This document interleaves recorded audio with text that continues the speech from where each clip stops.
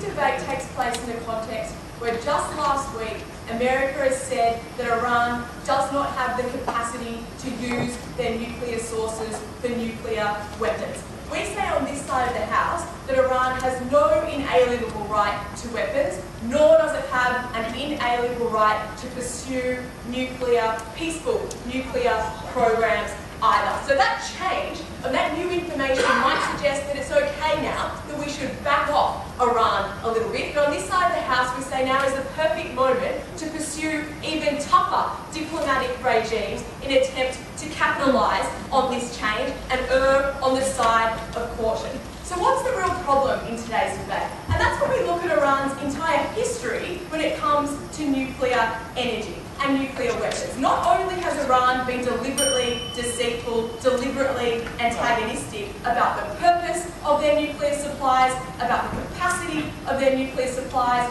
about the quality of their nuclear supplies, but they continue to say they have the inalienable right to pursue anything that they feel is fit. No thank you. We think that no sovereign right to nuclear energy should be accepted by the West. So what's our solution?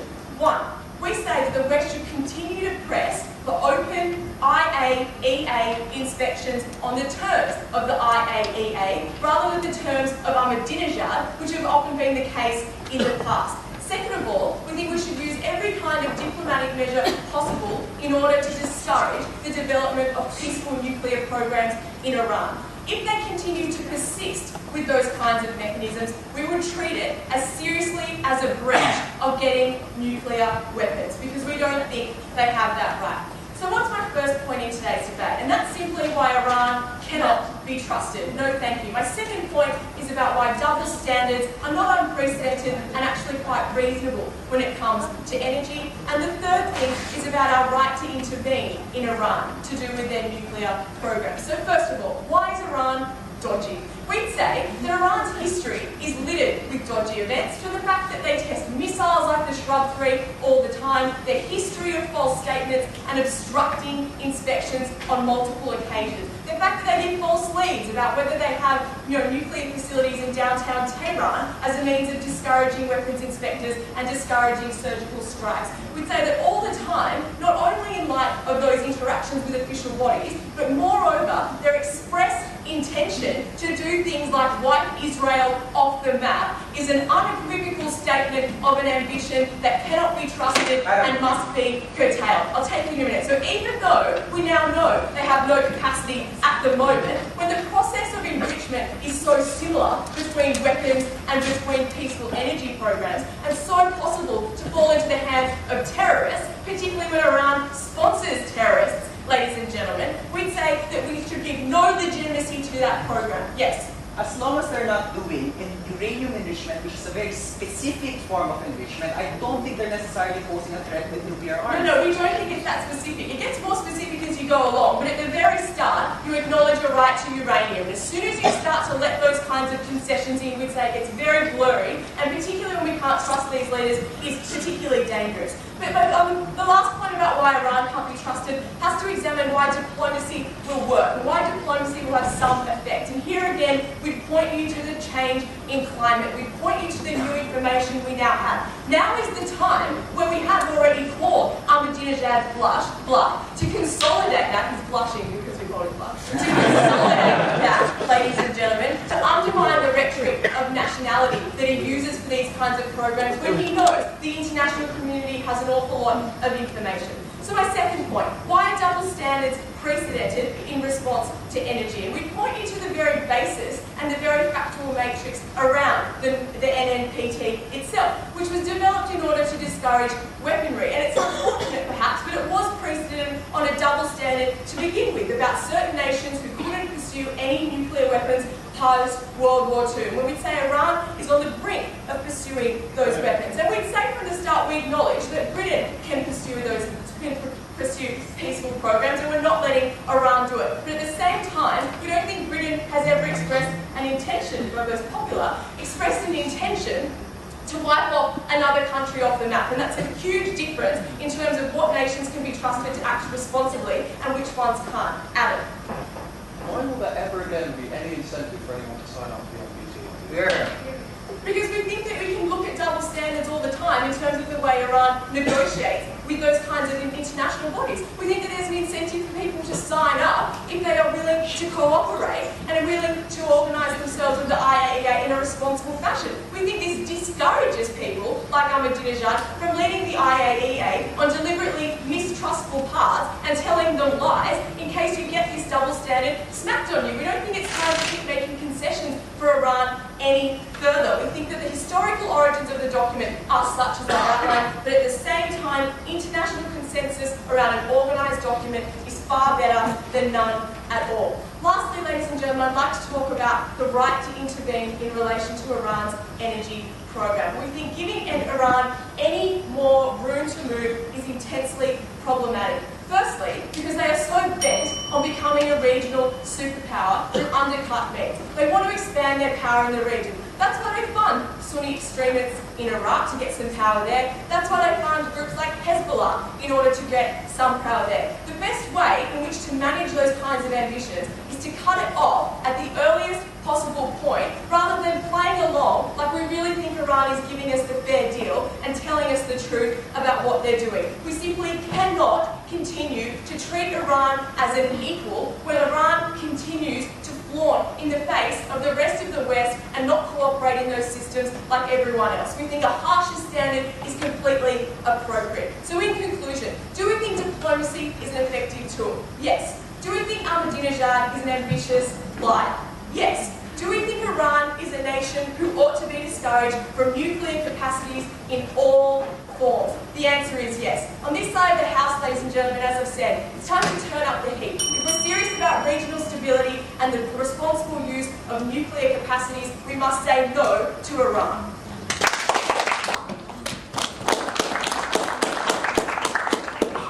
Thank you very much. Ladies and gentlemen, the opposition here this afternoon would like to stand up in defence of the only way that is likely to lead to a world where we do not live under constant threat of nuclear explosion. We believe that only if we oppose this proposition can we keep the fragile bargain of the Non-Proliferation Treaty together. Can we set up a system governed by rules that will prevent countries around the world from pursuing their own nuclear programs, from pursuing programs that we do not know about? Ladies and gentlemen, the prop is damaging because it damages this fundamental bargain of the NPT. That is the opposition's case today. What I'm going to do is I'm going to make 2 points. I'm firstly going to fully engage with what Naomi said about how we should put more international pressure on Iran and change the standard about what international pressure we do put on Iran. But then I'm going to analyse the NPT properly. I'm going to tell you exactly why what Naomi said is going to mean that other countries are going to feel more oppressed by the NPT than they do at the moment, why that will make it less likely that they will comply with the NPT and the IAEA, and why that is negative for the world as a whole.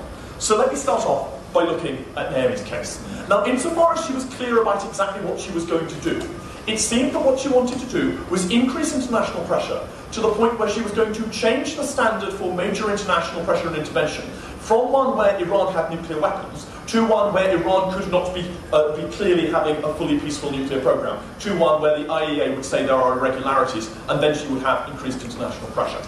On the opposition, we simply don't think that's a feasible thing to do in the world system today. We don't think you can get up and say we'd like to do this if it's not going to be supported. We think the only people who are going to support this are in fact a small set of Western nations. We think that's going to damage our ability to control Iran. And here's why. We've had in the past few years an increasing consensus in the world stage that maybe Iran does have wider global ambitions. Maybe Iran does want to produce nuclear weapons. Our credibility on saying that is kind of a bit shot at the moment because the United States just said that Iran didn't. No, our credibility is a bit shot. So our ability to get other people in the world to join with Western nations, our ability to get other people to join with Western nations in producing this is rather reduced at the moment. No. And so what happens? It simply means we cannot get Russia and China to impose sanctions on Iran. They will only do so if they are fully believe that the case is needed. As they don't, they're unlikely to do it. Why are you going to get everybody you need on side? Iran already complains that it's got a double standard held against it. Isn't the most important issue in this context then to curb their capacity to develop those ambitions? Okay, firstly, double standards aren't created equal, and just because there's one double standard exists doesn't mean you can make the standard even worse and expect no change to happen. But secondly, if you can't get Russia and China on board, and we've already had problems when people thought that Iran was developing nuclear weapons, in which case you're certainly not going to be able to get them on board just for simple treaty breaches. If you can't get Russia and China on board, you don't have effective sanctions on Iran, so you don't have effective international pressure. So what you do is that you find out less and have less leverage on Iran when you actually do become convinced again that they have nuclear weapons, because you've shot your credibility and cried wolf too early. And because of that, that means that you're less likely to know about Iran and less likely to be able to prevent Iran from developing nuclear weapons in the future. This damages our ability to control Iran, and that's my first point.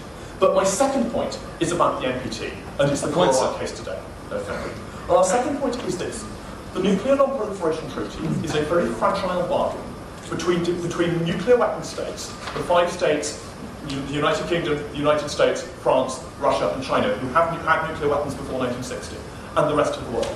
It is a fragile bargain whereby the nuclear weapon states say, we will give you peaceful nuclear technology in exchange that you do not develop nuclear weapons. And they also say, and this is part of the NPT treaty commitment, the nuclear weapon states commit to pursuing negotiations in good faith for nuclear disarmament. That was in 1960.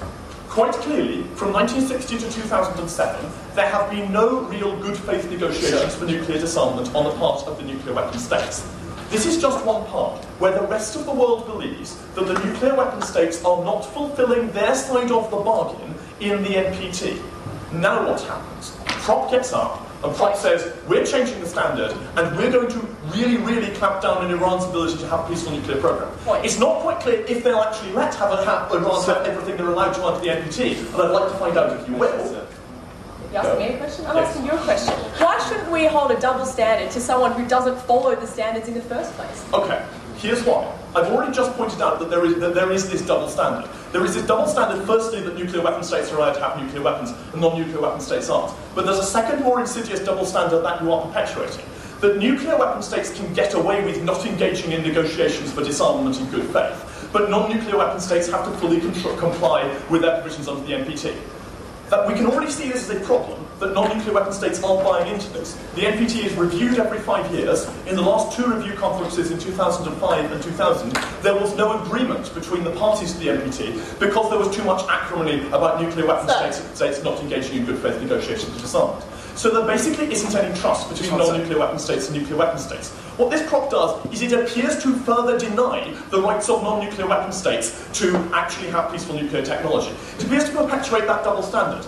Given the NPT is such a fragile bargain, its current members can't agree on where to take it next or on how to support it.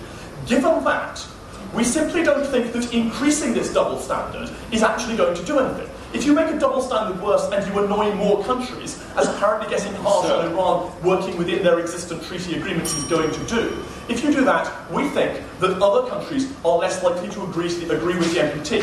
Simply, other countries say, well, hold on, you're not really letting Iran have the full things they're allowed under the treaty. You're imposing an even harsher standard on them.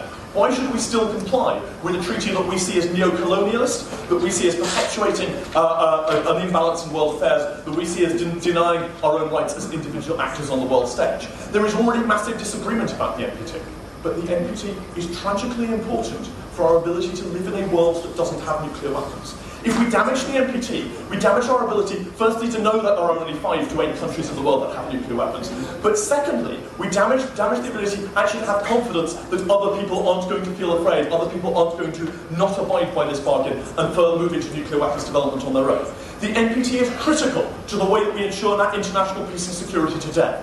It should be treated with a heck of a lot more respect than simply getting up and saying, we'll be nastier to one country because we don't just trust them. You've got to look at the wider impact of what that does to other countries in the NPT. It is so deeply negative that I beg to oppose.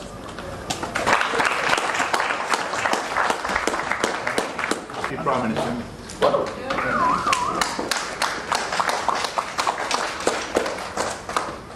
Mr. Speaker, for an opposition leader that was concerned about the fragility of the Nuclear Non-Proliferation Treaty, it seems strange to this side of the House that he seems to think that the preservation of the document, or the terms and the quality of that document, should come ahead of tackling the most rogue and ambitious nuclear state that we have in the world. We say the Nuclear Non-Proliferation Treaty, when it was devised, didn't accommodate for situations like Iran that have since developed. And it's in the interest of the Nuclear Non-Proliferation Treaty to have the capacity to tackle the single biggest nuclear threat in the world, because otherwise you render that document redundant. And that's what cements the decline and the disregard of the Nuclear Non-Proliferation Treaty, when this side of the House goes soft on Iran and allows them to, in the privacy of their own homes, behind closed doors, enrich uranium, which might one day be used to wipe Israel off the map. So what am I going to do in this speech? It's going to be a wonderful tapestry of rebuttal and substantive material. I'm going to address three questions.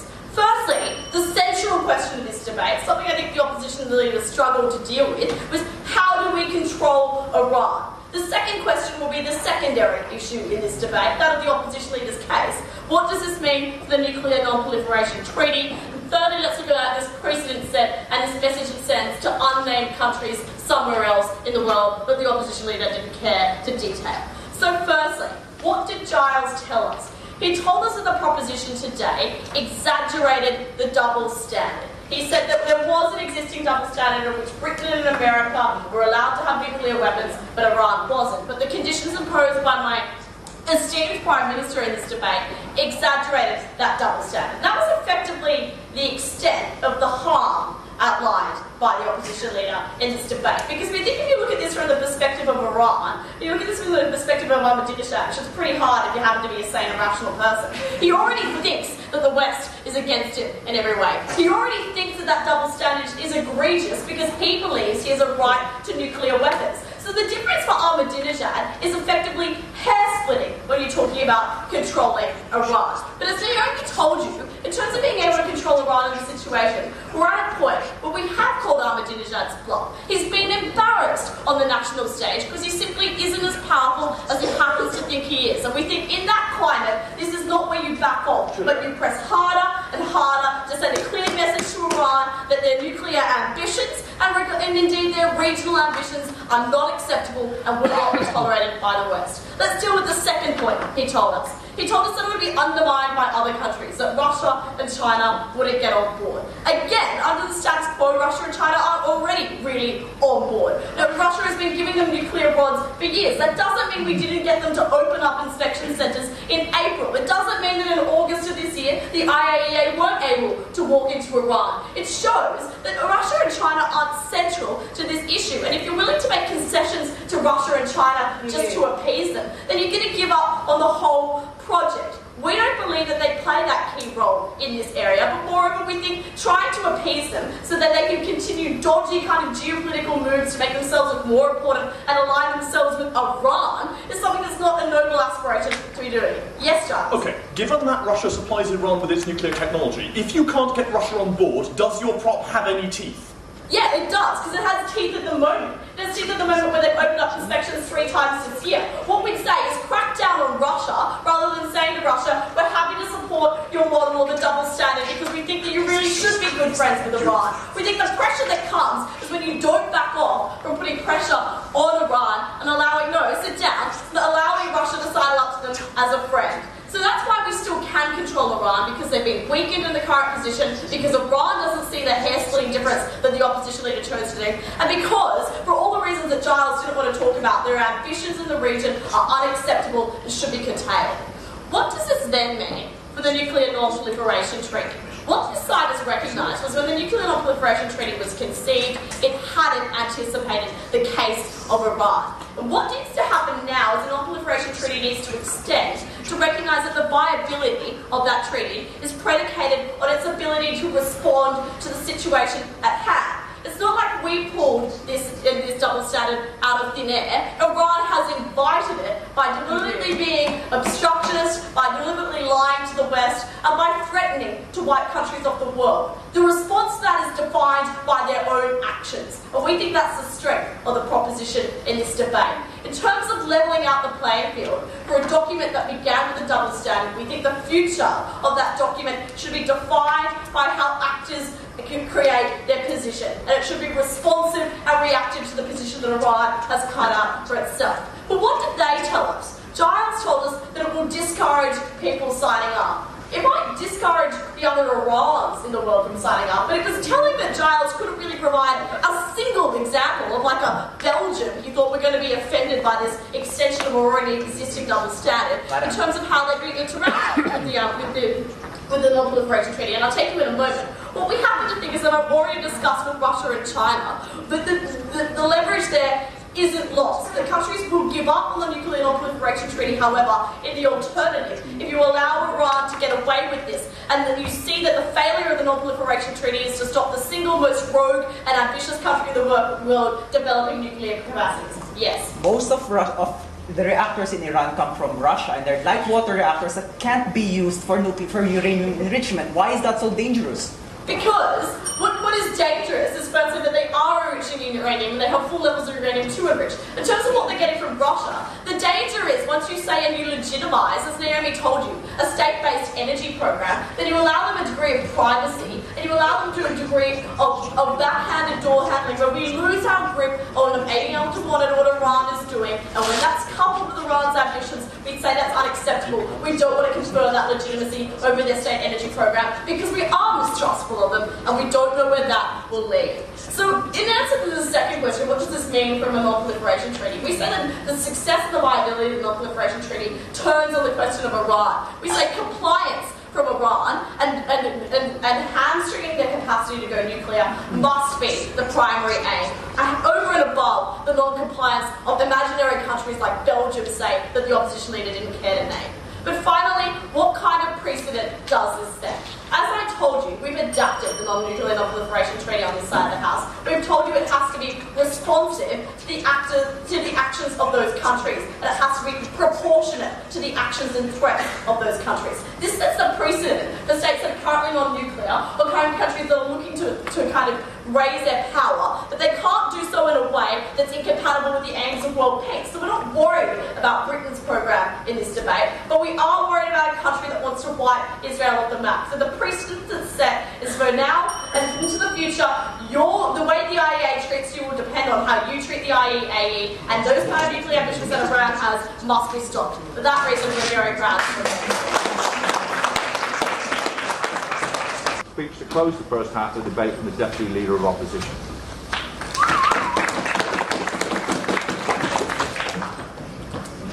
Well, curiouser and curiouser. The plot that says you give a treaty real teeth when you interpret its implementation based on what you feel like and whether the leader of the state in question is a dodgy kind of guy. Right. What I want to do in my case today is I want to look at this question of double standards and whether they matter. I want to move on to that, to what happens when we have no real leverage, when we say Iran walks away alternatively. And finally, I want to look in more depth at the question of legitimacy and why it does matter that the NPT retains its legitimacy. But first, let's have a look at what we heard from Julius. Because we heard, again, about the need to control Iran, because they're dangerous people. And it was sometimes dressed up as the idea that this is, that the NPT didn't foresee countries like Iran. Apparently, the NPT didn't foresee that countries we might not want to have nuclear weapons might want to have nuclear weapons. That puzzles me anyway. But the idea is we have to control Iran because they want nuclear weapons. Firstly, we're not entirely persuaded of their evidence that Iran does want nuclear weapons. We say that isn't it just possible that the rhetoric about wanting to wipe Israel into the sea is just that, tug-thumping rhetoric like you hear from most politicians in the region. Even if it isn't, is it politically feasible for Ahmadinejad to develop nuclear weapons? We don't think it is, given the fragility of his position in Iran. Even if he does, is it technologically feasible, given their nuclear technology by the Russians and it's heavy water reduction? It doesn't actually give you the possibility to enrich it in such a way that we can use it for weapons anyway. Again, we don't. So we're not convinced. I'm not the only person who's not convinced. The IAEA isn't convinced. The US isn't convinced. So we're going to have more convincing evidence than just he's a dodgy kind of guy who says nasty stuff. No, thank you. But even if they are, and let's say they are, then we say we need to deal with them in the real world. The way you deal with a rogue state in the real world is multilaterally. The way you deal with them is by global condemnation and by global interaction, not by making fictional agreements in the proposition world where they say, well, what are we going to do? We'll clamp down on Russia. Well, until we can understand what clamping down on Russia means, until we can understand exactly how we're going to clamp down on President Putin, and he doesn't seem to be bothered about Western clampdown so far, we don't think that's good enough. We think if they are as dangerous, if they really do have intentions to get nuclear weapons, we need to do a better job of proving that fact than we think that we need to get. And you say, does it matter what kind of precedent does it set? You said it sets a precedent that countries will be dealt with toughly. No, we say it sets a precedent that the NPT is irrelevant to how you will be dealt with under the NPT. You'll be dealt with according to how the West thinks you. We think that is important when you get states, possibly like Japan, like Brazil, like Argentina, who might be looking to develop nuclear technology in the future. We think it kind of does matter if they think if these countries will fall into the NPT, and it matters how they think they will be dealt with. Tell me why not. Is it responsible to allow a state that sponsors terrorism any legitimate access to uranium? Yes, because we think it's fine because they can use it to power things. We think that's good. Incidentally, that's better than coal because global warming. But that's a really boring case. Okay, right. Okay, so now I want to talk about the double standard. Does double standards matter? And they say, well, we've got one, so why not have loads, right? This treaty was negotiated from an unequal position, so why not just renegotiate it every time you feel like it? We say no, right? Yes, the NPT, in a sense, is an unequal bargain. It is there to deal with the political reality in which there are some states who have nuclear weapons and are never going to give them up, and there are some states who can't be trusted with them. It deals with that political reality. People accept the inequality, even if they pay lip service, because they see something being in it for them. Now, everyone accepts that the NPT does that. Ahmadinejad may say, and other leaders may say, oh, it's double standards, we want nuclear weapons too. But no one listens because they understand that's the terms of the treaty. Now, if you understand your new, if you entrench your new double standard, which says, we say, actually, because you're dodgy kind of guys, and we think you might sponsor terrorism somewhere, therefore you're not allowed even a safe civilian technology, then that really is a double standard from which the world will not allow. No, thank you. And we say, Russia and China are not going to play along anymore. There will be no pressure on them either to make an appearance of playing along, Mr. Chairman. We say the chances are they'll just walk away. And we think the chances are that Iran will be on perfectly good terms simply to walk away as well. When they say, we're trying to work with the IAEA, they say we're working with us, we're trying to work with the Russians and the Chinese, and everyone who wants to make the NPT work, and it's not good enough. And they walk away. And that's when it gets bad, and that's what I want to move on to now. Because when Iran starts saying, we're not going to comply at all, when Iran gets really difficult about admitting any inspectors at all, because they say the West are not playing fair with us, that gets dangerous. That gets dangerous because you lose the scrutiny that you have at the moment. When you have at least, according to IAEA reports, on the whole fairly good compliance, at least some compliance. You lose the scrutiny of knowing what is being done with their nuclear technology. And we think that's a big problem. You use the safety of knowing where their nuclear technology is coming from, and we use the safety of how it's being dealt with, which we think is a danger in Iran and outside it. We think these benefits are predicated on the fact that they are working within the system, that we have some kind of inspections regime that they want to comply with. We say we lose that under the prop. No thank you. And secondly, we say I want to tell you about legitimacy. Because the legitimacy of the NPT is important. They say, well, we're talking about fantasy states, and what does it matter how Belgium feel? Okay, we think it does matter if you undermine the credibility. And you undermine the credibility, firstly, by saying we'll negotiate however we like, and secondly, by completely undermining it by producing a proposition with no teeth. Because, of course, you're going to say Iran can develop civilian nuclear technology, but as we've shown, there's nothing you can actually do as long as the Russians keep supplying them, so they keep doing it. So you further undermine its credibility in that sense. What happens there? Well, we get states opting out, and we think, yes, other potential Irans, yes, other countries we might like to bring into the NPT matter. We get less incentive and less pressure on member states to comply, less pressure on Western states to reduce their nuclear stockpiles, and we think that's secondly a problem. And thirdly, you undermine the climate and you undermine the general world order, which says that nuclear weapons technology is unacceptable, that the development of nuclear weapons technology is unacceptable, and that nations have to try and work together within the NPT. The NPT is already a fragile system. It is already a system that has a conference every 5 years in which the members can barely even agree on its own agenda. It is already a system, as the proposition tells us, with a built-in inequality. And when you take that and say, now we're going to enforce it arbitrarily, and when we enforce it arbitrarily, it's going to be pointless anyway because they're going to keep buying their reactors from Russia, you turn it into a joke. So if you want to achieve true scrutiny and true safety with the Iranian nuclear program, if it's a civilian program, then you need to keep them under the NPT. If they are pursuing a weapons program, you're better off working within the international system and the NPT. And does the New World Order need a legitimate working NPT? You bet it does. Oppose this motion.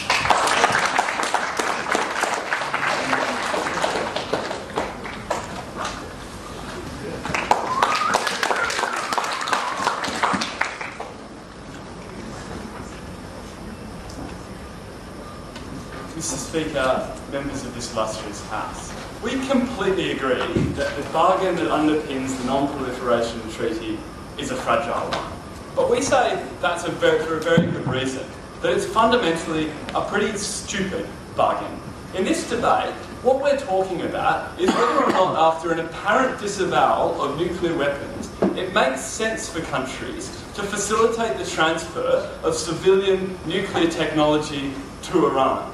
We would suggest at closing, and this is what we'll be talking about later, is that how in enacting that very transfer of civilian technology, we make it almost inevitable that Iran will pursue nuclear weapons. And that's what I'll be talking about in my extension. But before I do, we need to talk about the two central preoccupying questions that have troubled the first half of the debate. The first is why on earth we should be worried about Iran. Well, we wanted to say, ladies and gentlemen, we offered 34 points of information to the opening opposition team. But the biggest reason why we should be very worried about giving any civilian nuclear technology to Iran is it just doesn't need any more power generation capacity. It is one of the biggest net exporters of power in the world. It has a massive gas pipeline which feeds almost sort of all of the Middle East with lots of its gas. But not only that, it has massive petroleum reserves. But secondly, the Iranian nuclear program is not a particularly important civilian nuclear power program, because the reactors at Bushehr that the Russians are building are fundamentally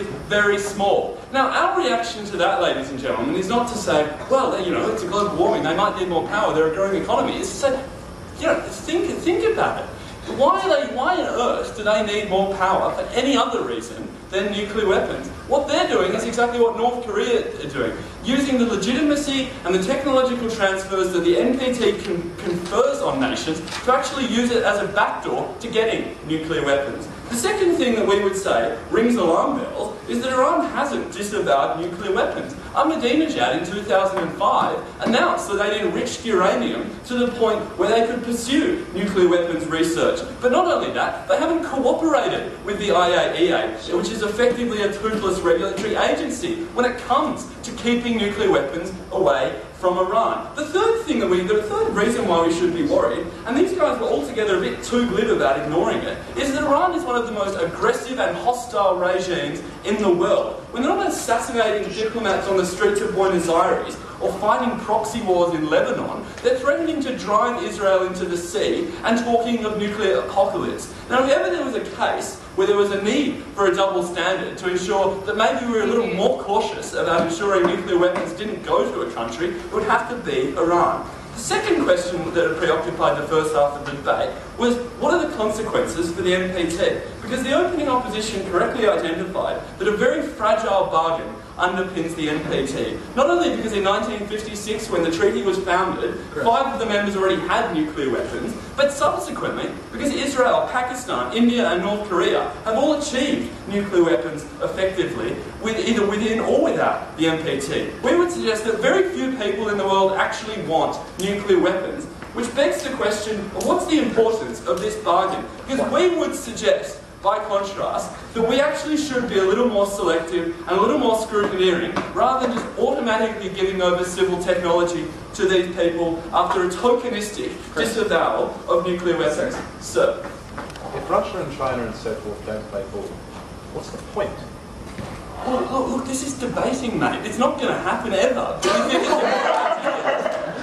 But the second thing we have to talk about with respect to the consequences for the NPT is that we just think that the principle that everyone has a right to nuclear power is just fundamentally a bit problematic. And we think any movement towards the NPT, towards imposing a slightly tougher standard of how they're going to be using that nuclear power, is necessarily a very, very important one. The final thing that they want us to talk about was how it undermines cooperation and scrutiny. We question what cooperation with the IAEA in Iran, because it hasn't worked. This brings me to what I want to talk about in today's debate. How this proposal of giving civil nuclear technology to Iran fundamentally means Iran will inevitably get nuclear weapons. The first reason for that is that we think fundamentally that the provision of nuclear technology helps facilitate nuclear weaponization. Because there's no clear line between where a military program begins and where a civil program ends. Because you need to enrich uranium for a civil program. You need the same infrastructure about a the same infrastructure with respect to building a nuclear civil program and a nuclear military program. But most importantly,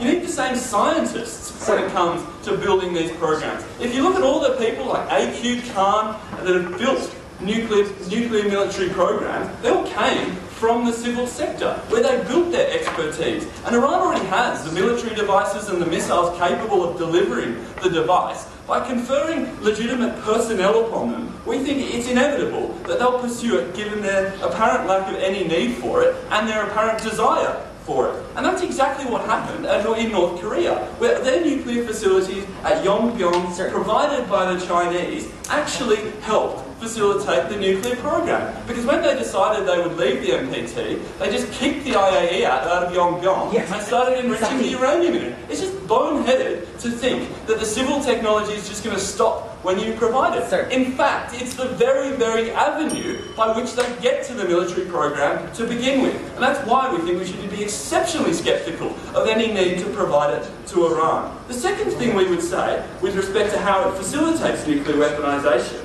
is that it undermines, that it actually makes third-party cooperation with these countries a whole lot more difficult. Now, we think one of the problems of this system is that it allows Russia a green light to easily supply light water reactors to Bushehr. Now, we don't think that's a good thing, ladies and gentlemen, because we question the capacities of Russia to effectively regulate the nuclear world. What we see is that even with the Helms-Burton Act, they've completely failed to regulate the 2,000 nuclear missiles that are just missing from the old Soviet Union. But not only that, we've seen they're more than happy to provide nuclear weapons advice to all of these countries. That's how the Pakistanis that's where they ultimately got it from. Now, we think, in that context, the regulation is much more difficult when you have an open embrace of civilian transfer, because it compromises our capacity to deal with third parties. Mr. Speaker, this is a policy that makes sense because it rejects the fundamental bargain of the NPT as a little bit silly because it makes the world a whole lot more less safe.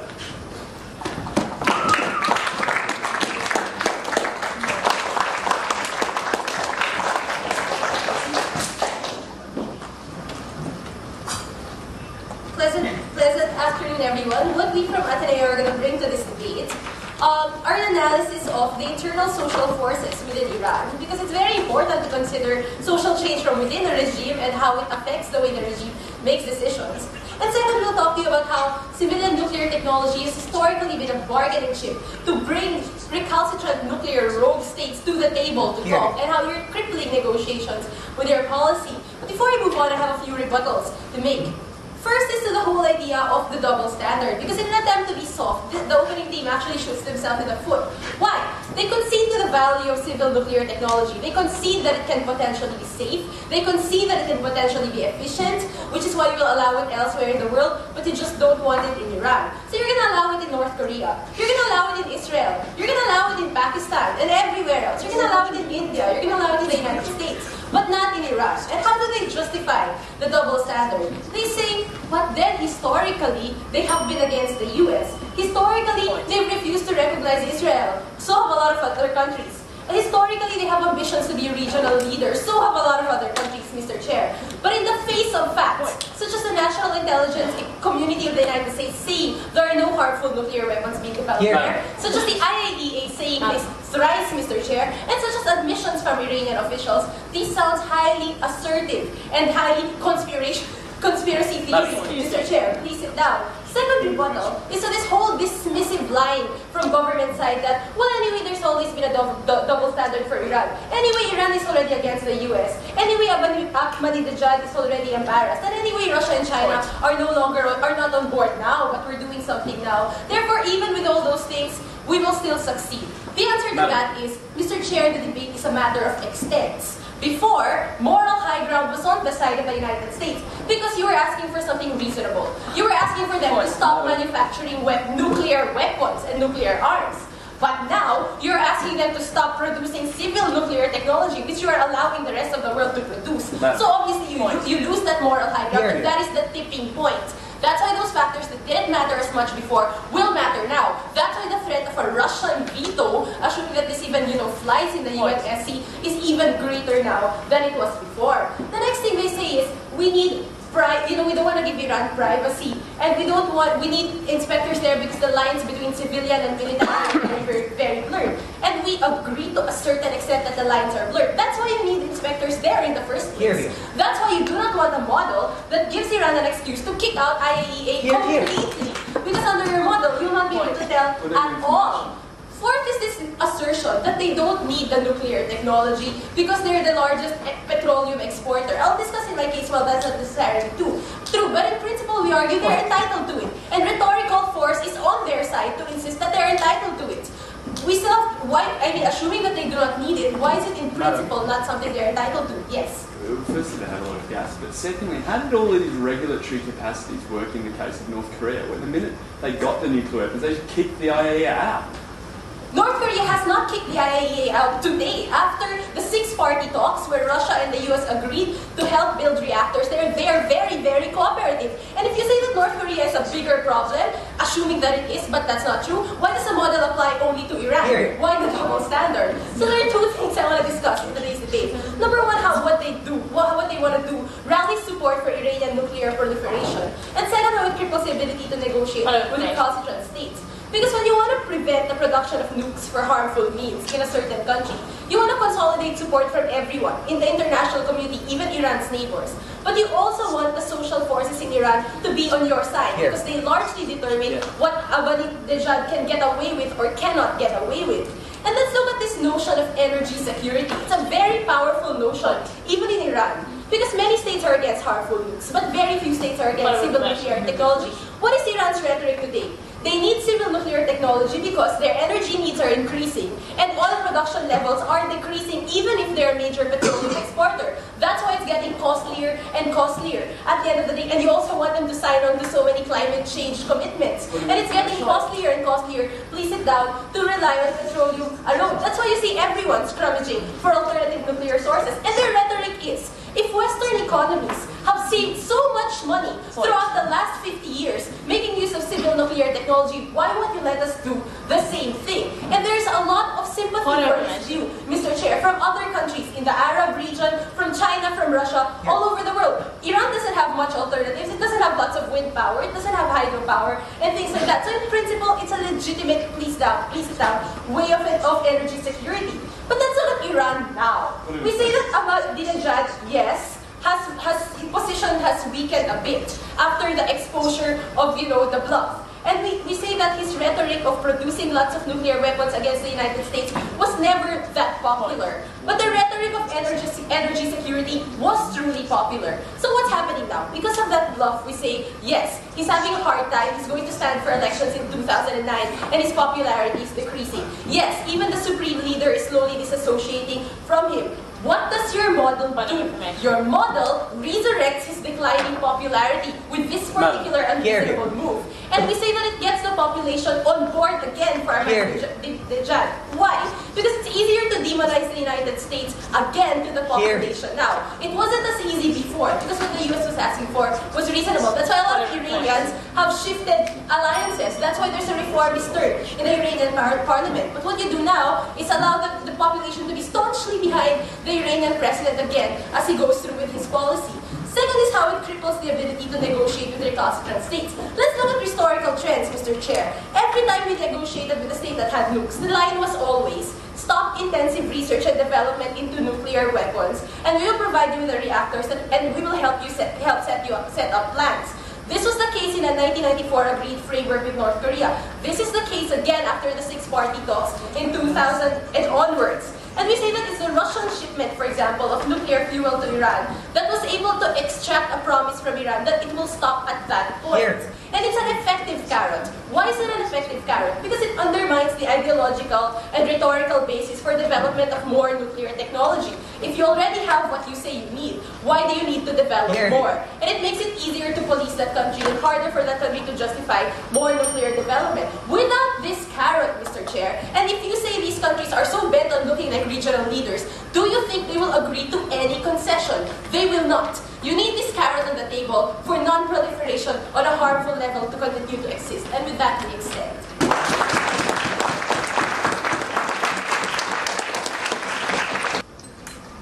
Alright, I'll just start. Mr. Speaker, it's not every day that you hear the 1994 Framework Agreement with North Korea cited as a success of nuclear diplomacy. That's for a very good reason. It's that the thrust put forward by the closing that you need civilian nuclear power as a bargaining chip is fundamentally wrong because of the fact that rogue states use it as a bargaining chip to come to the negotiating table every time they relapse on their agreements. They don't use it as a bargaining chip once to come and make concessions. They use it as a bargaining chip every time they run out of money, every time they need a helping hand in their nuclear development, and every time they damn well feel like it because they're rogue states who don't respect agreements and don't respect the rule of international law, Mr. Speaker. I'm going to look at three things in this speech.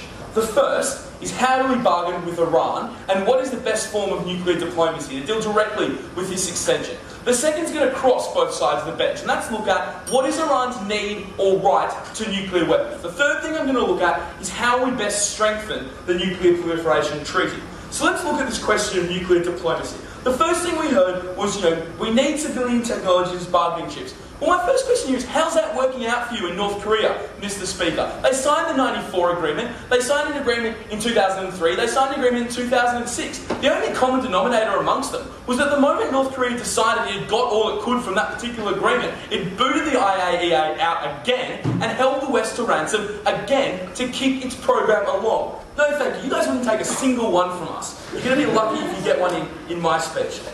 Then we heard, well, it's the moral message because, it's the ideological basis that all we want is civilian technologies. So therefore, if you give them to us, we're quelled. Mr. Speaker, which Iran are we talking about? Is it the same Iran that said they want to wipe Israel off the face of the map and that has a president who has talked about nuclear annihilation and talked about a desire for nuclear weapons? It's just not true. The ideological basis is not, no thank you, one of only getting civilian technologies. But more importantly, no thank you. We just say that it sends a silly message for the West to be constantly beholden to states that won't really engage with it constructively, that won't honour real agreements, and that won't move forward. Because all it does is undermine our hand every time we give in to them. And the North Korean experience shows that. It emboldened Iran to play the exactly the same game of bluff. No thank you. Let's then look at this question, no thank you, of need. Because what you heard in closing was they need it because of the fact that, their energy isn't actually great. And although we were correct when we said that they export energy because they have a hell of a lot of gas, Mr. Speaker, even if we apply that to another level of analysis, it doesn't hold up. If there was a desperate need for power, for electricity generation within Iran, if it was really dire straits, why are they going down a path of building tiny reactors that's going to take them 20 years to finish and produce any electricity? We think that if Iran were really genuine about this, we need more electricity, then they'd be building gas-fired stations and more gas-fired stations, not going down the hazy path of getting into an alliance with Russia to build a tiny reactor that's not going to be done for a hell of a long time. No thanks, guys. Sorry, no, it was pretty bad from you. Let's then look at this question of, well, the people want nuclear power. No thank you. We do not accept that from the beginning. We say some sections of the Iranian government, like those in power and like the warmongers, want nuclear power and nuclear technology. We'd say a hell of a lot of Iran is young and progressive and doesn't like the nuclear program because it turned their country into an international pariah, stopped them being able to study at universities abroad because their passports half the time aren't honoured, stopped their country being one in which they can set up a business that ever hopes to do trade with the West, and has made them into a state that they do not like to be a part of. So we just don't accept in this debate that there's some consensus in Iran for nuclear weapons. But to move to the opening, when the opposition leader said, Why isn't Iran allowed nuclear weapons? Why aren't they allowed nuclear weapons? Why was this nuclear technology rather? Why was this a debate about rights? What rights does Iran have given its track record? Because this was a change debate. We proposed a different policy. We rejected the paradigm of the original NPT that you don't have a right to nuclear weapons, but you have a right to nuclear technologies. That's why Chris spent an exceptional amount of time talking about why the two are easily transferable. Why allowing one will necessarily give creed to a movement towards the other. No, thank you. Importantly as well, Mr. Speaker, we just think that in a situation when Iran is doing it on the sly, having to sneak things in, trying to do it all a bit on the dodge, they're not going to do a very good job of protecting their nuclear facilities from either internal mistake or external attack. France has AA batteries around its nuclear reactors to stop them being under attack. We don't think Iran's ever going to be able to provide that sort of security, and we think the fact that it's using Russian off-casts is going to seriously question the safety. Yes? Sir, your characterization of the domestic population is problematic. There is a reason why Ahmadinejad was really, really powerful at first. So what you're doing is giving him the ammunition to counter the U.S. ground gate against him. There was a reason he was powerful at first, because he proposed a system of foreign policy that made his country into a pariah, and now he's less powerful and popular as a result. Also, in debating, it's a bit disingenuous to say, hey, a dictator who controls the media and oppresses dissent is popular, therefore his policies are right. Let's move then to this third question. How do we strengthen or weaken the NPT? What you heard at opening was Russia and China will just walk away under this. I don't think that's the case. There's two reasons. Firstly, Russia and China have consistently shown a willingness to stay within multilateral organisations, even when the fall of the coin goes against them. The reason for that is that they know their hand will never be stronger than when they're sitting at a table with the West and debating. So that's why they're very keen to join the WTO, even though it requires a liberalisation of markets that they don't particularly like. It's why they've stayed in the United Nations Security Council, even when things have happened in that Security Council, like the sanctioning of China's relationship with Darfur, that they have not liked. That's why we think they're going to stay. But more importantly, we think they're going to cut down their use of nuclear technology proliferation as a means of expanding their foreign policy for this reason. These countries work on a basis of pushing the West as far as they can before they draw a big reaction. So when you say to them, now, giving technology to Iran is not just a bit dodgy, but allowed under the NPT, but is actually completely illegitimate under the NPT, then you give the West a much bigger stick to threaten China and Russia with to stop them expanding those technologies. So there's going to be less chance of China being emboldened by the Iranian experience and moving forward into Central Asia. But lastly, when these guys said, hey, multilateral bodies are the way to move forward, once again, how's that working out for you with nuclear proliferation? We'd say instead, there's been no multilateral body, there have been three cross purposes. Russia actively helping, the EU being pansies and getting pushed around, and the US running in with hawk sticks. That's why the multilateral regime hasn't worked, and that's why we need a tough stance. Mr. Speaker, Iran is not a trustworthy country, it's not a righteous country, it's not a deserving country, and nuclear technology should not be placed in the hands of it.